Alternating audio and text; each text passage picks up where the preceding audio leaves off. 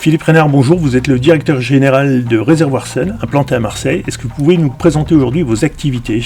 Oui, Réservoir Sun est une entreprise qui a été créée effectivement en octobre 2018, filiale de deux grands groupes, Engie d'une part, Casino d'autre part. Et on a créé Réservoir Sun pour être le leader du marché de l'autoconsommation auprès des collectivités et des entreprises, ce qu'on est aujourd'hui. Voilà, après 2 ans, on a plus de 60% de part de marché là-dedans sur l'autoconsommation solaire qui est un petit peu finalement le solaire 2.0. On a créé Réservoir Sun en 2018 avec 23 personnes.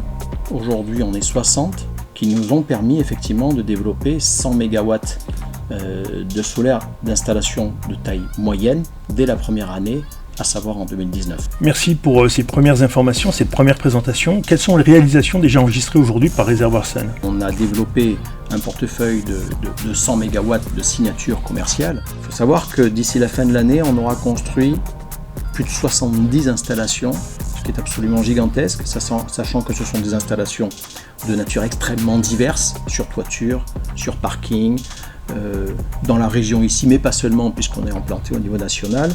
Et on a aujourd'hui de très beaux chantiers. Je peux citer celui des Terrasses du Port, le centre commercial à Marseille, sur lequel on a mis 1 MW en autoconsommation. Je peux citer la gare TGV de Nîmes, que l'on fait exactement en ce moment, et on devrait la finir tout début 2021. Et je peux citer dans le secteur agricole, pour voir la diversité de notre marché, une serre que l'on réalise à Castelnaudary de plus de 4 hectares. Vous avez abordé les différentes réalisations de Réservoir Sun. Quelles sont les ambitions de Réservoir Sun à 5 ans ? Quelle vision prospective vous avez de votre développement aujourd'hui ? Alors aujourd'hui on est leader.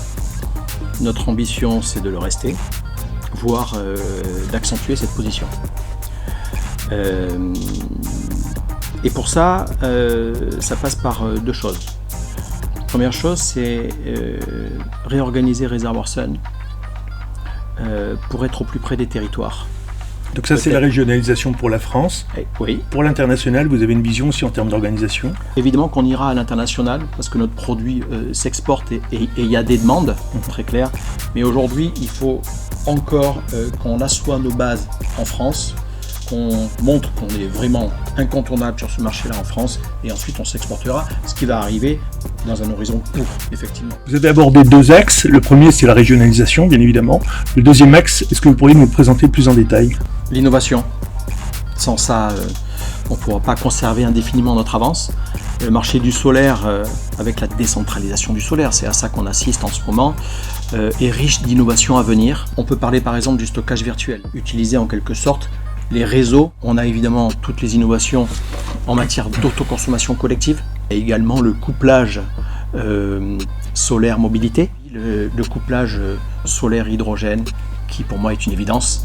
C'est peut-être un horizon un peu plus lointain, mais ça fait partie des 3-4 grands axes d'innovation dont Réservoir Sun ne peut pas être absent. Philippe Reynard, merci pour tous ces détails, toutes ces informations qui permettent d'avoir une vision sur le développement interne de Réservoir Sun, et merci encore de votre présence.